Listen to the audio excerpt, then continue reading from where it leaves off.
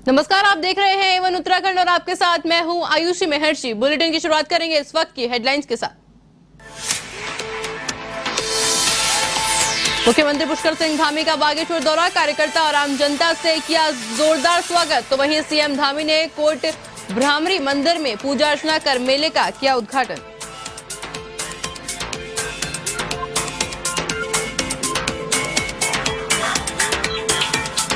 अग्निवीर भर्ती में शिकायत को लेकर केंद्रीय रक्षा राज्य मंत्री अजय भट्ट का बयान, कहा भर्ती के मानकों में किसी प्रकार का बदलाव नहीं, पूरी जांच कराने के बाद हो चुका है स्पष्ट।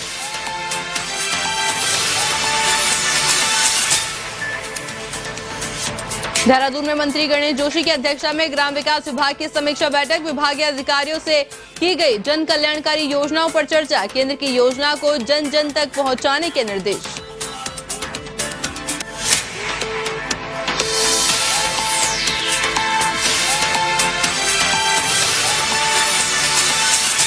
उत्तराखंड की भाजपा सरकार पर प्रियंका गांधी का हमला, कहा प्रदेश में चल रहा भर्ती घोटालों का विशाल रैकेट, भर्ती घोटालों ने होनहार युवकों का किया निराश।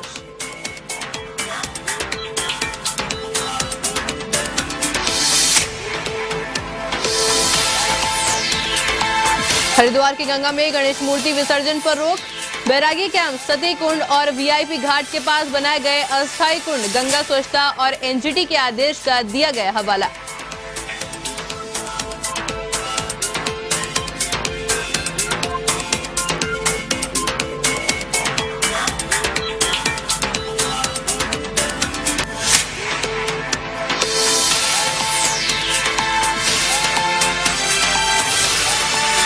उत्तराखंड के मुख्यमंत्री पुष्कर सिंह धामी बागेश्वर दौरे पर रहे, जहां बागेश्वर पहुंचने पर कार्यकर्ताओं और जनता ने सीएम धामी का जोरदार स्वागत किया। वहीं सीएम धामी ने कोट भ्रामरी मंदिर में पूजा अर्चना कर मेले का उद्घाटन किया। इस दौरान सीएम धामी के साथ मंत्री, सांसद और विधायक भी मौजूद रहे।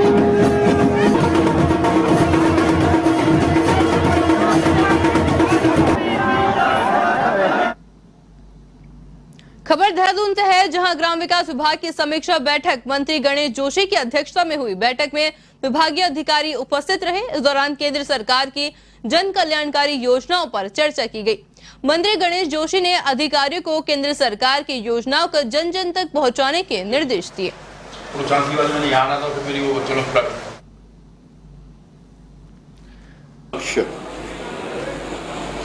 केंद्र सरकार की जो योजनाएं हैं उसका सीधा सीधा लाभ पात्र लोगों को मिले, और जो हमारा महिला सशक्तिकरण की जिसकी हम बात करते हैं,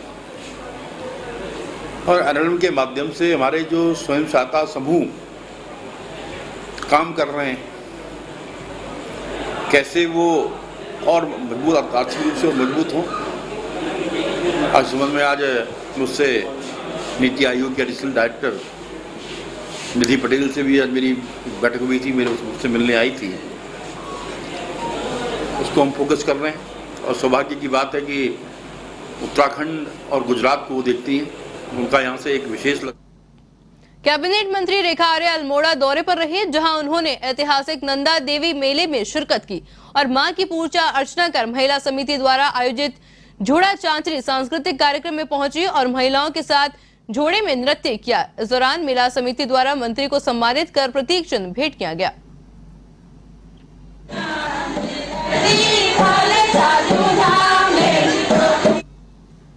संस्कृति के साथ जुड़ने में निश्चित रूप से बहुत अच्छा लगता है।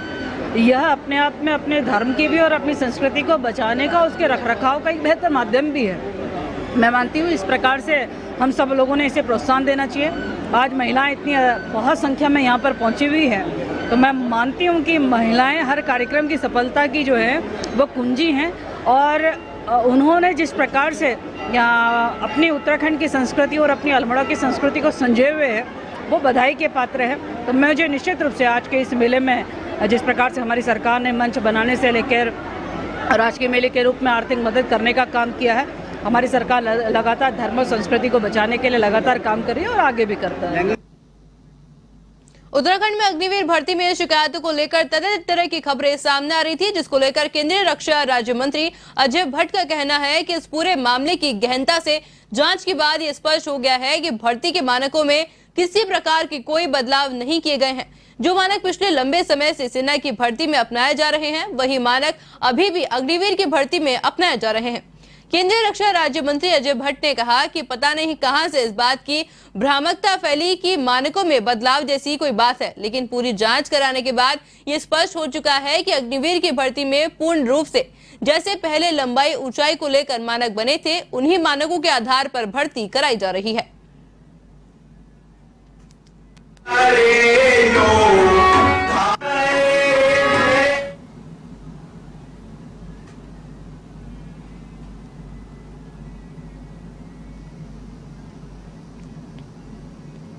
उत्तराखंड में विधानसभा सहित तमाम भर्तियों के विवाद में कांग्रेस के पूर्व राष्ट्रीय अध्यक्ष राहुल गांधी के बाद अब पार्टी की राष्ट्रीय महासचिव प्रियंका गांधी वाड्रा ने भी भाजपा सरकार पर हमला बोला है। अपने फेसबुक पेज में प्रियंका गांधी ने कहा कि उत्तराखंड में बड़े पैमाने पर हुए भर्ती घोटाले ने होनहार युवकों को निराश किया है। उन्होंने आगे कहा कि एक तरफ राज्य के अधीनस्थ सेवा चयन आयोग की भर्ती परीक्षाओं में पेपर लीक और भ्रष्टाचार सामने आया है, तो वहीं दूसरी ओर विधानसभा में हुई भर्तियों में भी भारी घोटाले सामने आए हैं। इसमें तमाम नेताओं के रिश्तेदार और संबंधी को बड़ी संख्या में पद बांटे गए। उन्होंने कहा कि इससे अंदाजा लगाया जा सकता है कि उत्तराखंड में भर्ती घोटालों को कितना विशाल रैकेट चल रहा है।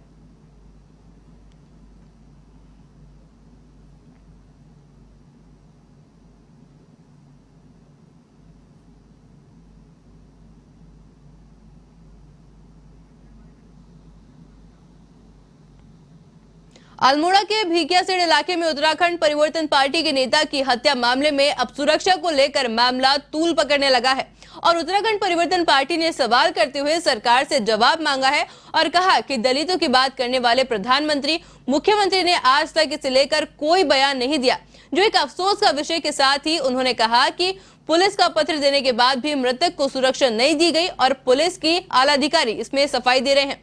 तो वहीं मंत्री रेखा आर्य ने सरकार का बचाव किया। तो हमारे पास जो लेटर आ रखा है उसमें जो हमारे इंस्पेक्टर साहब ने जो जांच की थी वहाँ पे जो लोकल इंस्पेक्टर ने, तो पहले तक जो 2 पते दिए गए थे वो 2 पते रेवेन्यू क्षेत्र के थे। फिर भी हम लोगों ने वहाँ पे गांव में पता किया तो मालूम चला कि वो वहाँ पे नहीं रह रहे हैं लोग, और जो मोबाइल नंबर भी दिया गया था वो मोबाइल नंबर भी उसमें वो मोबाइल नंबर काम नहीं कर रहा था। फिर 1 तारीख को करीब 3 बजे के आसपास एक फ़ोन आया था, मेरे फ़ोन पे ही आया था कि कुछ लोग ऐसे आ रखे हैं जो कि वहाँ पे इनके घर पे गए हैं और झगड़ा कर रहे हैं। श्री नारायण राम जी और पीसी तिवारी साहब का फ़ोन आया था मेरे पास। उस पर तत्काल एक्शन लिया गया था और फिर वहाँ पे हमारे जो चौकी इंचार्ज और जो चीता मोबाइल और जो भी मोबाइल थे हमने वहाँ भेजा था। फिर उनकी ओर से तहरीर लेकर के, जो यहाँ पे घटना घटी थी उनकी ओर से तहरीर लेकर के कोतवाली अल्मोड़ा मुकदमा दर्ज किया गया और लड़की को जैसे हमें खबर लगी कि यहाँ पे रह रही हैं, तत्काल हमने उनको सिक्योरिटी प्रोवाइड करा दी थी।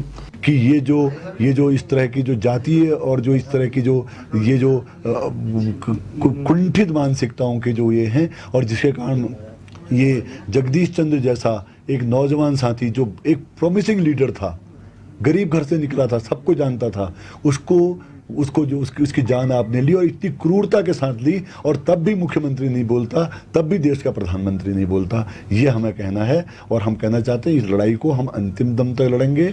और मुझे इस बात का भी अफसोस है कि आज तक पुलिस रिमांड। देहरादून जिले में डेंगू के लगातार मामले बढ़ते जा रहे हैं, जो कि एक चिंता का विषय बना हुआ है। आपको बताएं, रविवार को डेंगू के 5 मामले सामने आने के बाद देहरादून जिले में डेंगू मरीजों की संख्या 48 हो गई है। स्वास्थ्य विभाग का मानना है कि सितंबर महीने में डेंगू का खतरा बरकरार रहेगा और इसके मामले में और बढ़ोतरी होगी। देहरादून के मुख्य चिकित्सा अधिकारी डॉक्टर मनोज उप्रेता के मुताबिक बारिश की रफ्तार में थोड़ी कमी आई है और जैसे ही मानसून कमजोर होगा तो डेंगू के केसेस बढ़ने लगेंगे। ऐसे में सितंबर महीने के डेंगू का खतरा बना हुआ है और 15 अक्टूबर के बाद डेंगू के मामले में कमी आ सकती है।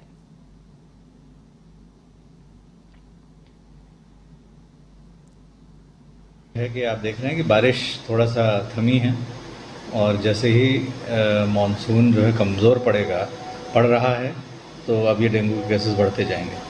और अभी मौसम में गर्मी है तो सितंबर माह में डेंगू का खतरा बराबर बना हुआ है और अक्टूबर 15 के बाद हम कह सकते हैं कि हाँ इसके मामलों में कमी आएगी। लेकिन यह है कि अभी डेली जो दिखाई पड़ रहा है हमको करीब देहरादून में 4 से 5 केसेस पर डे दिखाई पड़ रहे हैं, जो कि अभी बढ़ेंगे। और रही बात अपनी जो तैयारियां हैं उससे निपटने की, तो हॉस्पिटल्स में हमारे पास बेड जो है आरक्षित हैं डेंगू के लिए। लगभग करीब हमारे पास 125 बेड जो है सरकारी चिकित्सालयों में हैं। और हमारी जो टीम है जिला मलेरिया अधिकारी की और साथ में नगर निगम की, ये लोग जो है अपना काम कर रहे हैं। रुद्रपुर जिलाधिकारी युगल किशोर पंत की अध्यक्षता में स्कूल प्रबंधन और अभिभावकों के साथ बैठक संपन्न हुई।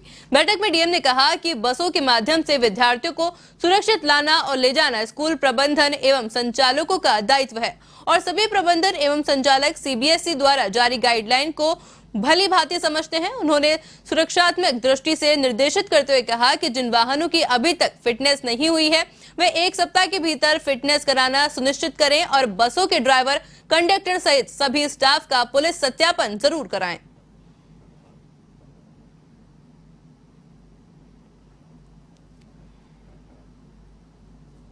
हाँ, जनपद के विभिन्न विद्यालय जो बसों के माध्यम से विद्यार्थियों को लाते हैं और ले जाते हैं, उसके संबंध में गाइडलाइंस आई हुई हैं स्टेट गवर्नमेंट से, गवर्नमेंट ऑफ इंडिया की।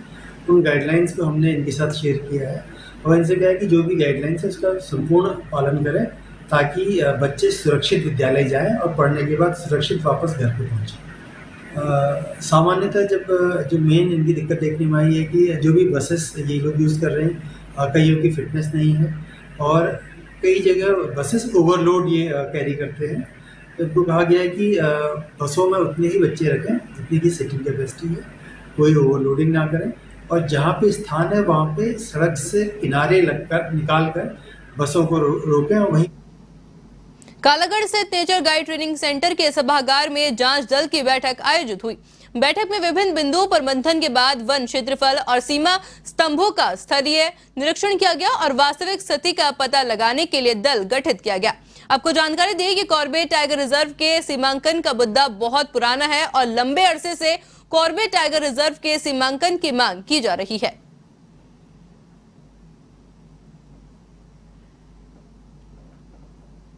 हमारा कॉर्बेट नेशनल पार्क की दक्षिणी सीमा की पुष्टि के लिए एक ग्राउंड ट्रूथिंग का कार्य किया जा रहा है, जिसमें सर्वे ऑफ इंडिया से लोग हैं, कॉर्बेट नेशनल पार्क की टीम है और हमारे सर्वेयर हैं, हमारे मानचित्रकार हैं हमारे साथ। तो इसमें हम दक्षिणी सीमा की पुष्टि कर रहे हैं। कुछ सहयोगियों के साथ जांच स्थल पर पहुंचा और जांच दल से कॉर्बेट नेशनल पार्क की पश्चिम सीमा की जांच करने को कहा, परंतु वह वनाधिकारियों के अनुसार कुछ वर्षों पूर्व दक्षिण तरफ वास्तविक सीमा से बाहर स्थापित गलत स्थानों पर स्थापित स्तंभों की जांच करते रहे।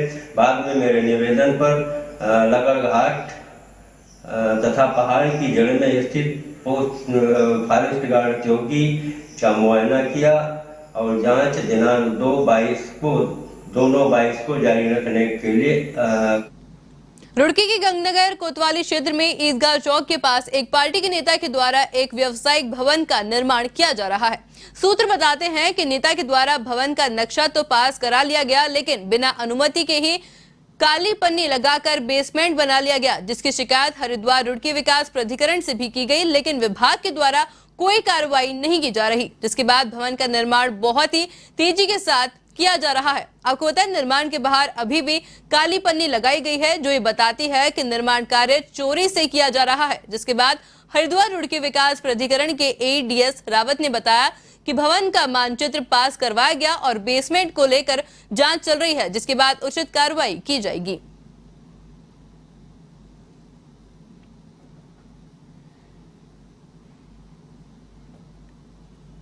उसका मानचित्र स्वीकृत है और अभी जो उसकी पहली सुनवाई हुई है, उस सुनवाई के दौरान जो है परीक्षण करके मानचित्र दिया गया है, उसका परीक्षण के लिए जेई को दिया गया है। उसके बाद ही हम बता पाएंगे कि इसमें क्या कार्रवाई होगी। मुनिकीरेता के कैलाश गेट क्षेत्र में 1.5 दर्जन से अधिक घरों की छत पर बिजली की हाईटेंशन लाइट लटक रही है।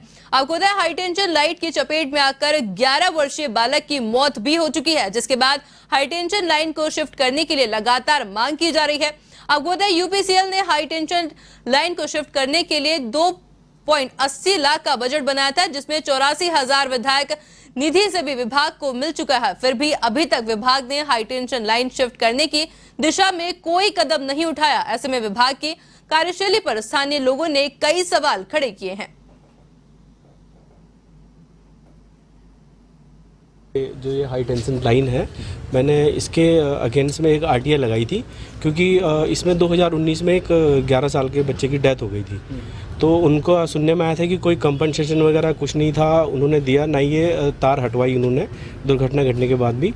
तो अभी मैंने 15 दिन पहले, 1 महीने पहले मैंने एक आरटीआई लगाई थी, जिसमें उनसे जवाब मांगा था कि जो कंपनसेशन दिया है बच्चे को, दिया है या नहीं दिया है, अगर दिया है तो कितना दिया है। बट उन्होंने इसका कोई जवाब नहीं दिया मेरे पास। फिर मैंने अपील की है नई टीवी में, तो नई टीवी से भी कोई जवाब नहीं आया। तो सुनने में उन्होंने मुझे वर्बली ये बताया कि अभी हम इस पे कार्रवाई करेंगे और अब इसको कंपनसेशन दिलाएंगे, कि हमारा भी इलेक्ट्रिकल जो ऑफिसर आएगा और उसके बाद इसका सर्वे करने के बाद वो करेंगे। और हमने आरटीआई लगाई थी कि इसमें पैसा जो है रिलीज़ हुआ था विधायक निधि से, 84,000 रुपये जो रिलीज़ हुए थे। बाकायदा विद्युत विभाग ने इसका एक एस्टिमेट बना के तैयार किया था, बट वो भी डिपार्टमेंट ने पैसा आने के बावजूद भी 2 साल हो गए उस पैसे को आए हुए, और अभी तक वो तार भी नहीं हटाई है। 3 साल पहले हुआ था, वो बच्चा छत में खेल रहा था और एकदम से तार में चिपक गया, वहाँ झुलस के वहीं तुरंत वहीं खत्म हो गया। वो कौन था बच्चा? वो बच्चा मेरी बहन का बच्चा था। कितने साल का था? वो 13 साल का था। ये तार आपकी छत के ऊपर से जा रही है? हाँ जी, हमारी छत के ऊपर से जा रही है। कितनी दिक्कतें होती हैं और इससे? बहुत दिक्कतें होती है सर, हम कोई कार्य नहीं कर सकते, कोई कपड़े बच्चे डाल नहीं सकते, मतलब हम कितनी चीज़ों की हमको दिक्कत है, मतलब डर के मारे अब इतनी हाई पावर की तार है, वो कुछ कर नहीं सकते। रुड़की के सुलानी शमशान रोड स्थित मोहल्ले में कुछ समय पहले ही नगर निगम के द्वारा सड़क का निर्माण कार्य हुआ था। सड़क निर्माण कार्य के दौरान पुलिया भी बनाई गई थी। आरोप है कि पुलिया कुछ समय बाद ही टूट गई। मामले में ग्रामीणों के द्वारा शिकायत नगर निगम के मेयर गौरव गोयल से की गई और मेयर ने मौके पर जाकर निरीक्षण किया और कड़ी नाराजगी जाहिर करते हुए कहा कि नगर निगम किसी भी प्रकार की लापरवाही बर्दाश्त नहीं करेगा। आगे उन्होंने कहा कि निर्माण कार्य की गुणवत्ता के बारे में बार बार बोला गया है, इसकी विशेष रूप से जांच होगी।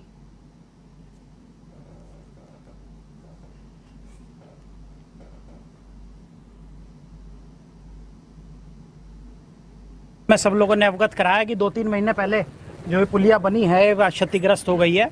निर्माण कार्यों की गुणवत्ता के लिए मैंने बार बार बोला है, यहाँ के लोग जागरूक हैं, बहुत अच्छी बात है, और इसकी विशेष रूप से जांच होगी। और हमारे जेई जो होते हैं निर्माण विभाग के, उनकी विशेष जिम्मेदारी बनती है कि गुणवत्ता और मौके पर जाकर के चेक करें। लेकिन जो नगर निगम के जेई हैं वो वास्तव में लापरवाही कर रहे हैं। कई मोहल्लों से शिकायत आई रही है, जगदीश प्यारेलाल जो हमारे जेई हैं वो लापरवाही कर रहे हैं और काम सही से नहीं हो रहा है। मैं कोशिश करूँगा इसकी जाँच कराने की, शासन द्वारा इसकी जाँच कराई। कोटद्वार शहर को भाबर से जोड़ने वाला सुखरू नदी पर करोड़ों की लागत से बना पुल खनन माफियाओं के कारनामों के कारण धंसने लगा है। सुखरू नदी के पुल के धंसने की सूचना मिलते ही मौके पर पहुंचे एसडीएम ने लोक निर्माण विभाग के अधिकारियों के साथ सुखरू नदी पर बने पुल का निरीक्षण किया। एसडीएम प्रमोद कुमार ने बताया कि पुल 1.5 इंच धंस गया है और पुल को अधिक नुकसान न पहुंचे, इसके लिए सुखरू नदी का पानी डायवर्ट किया जा रहा है।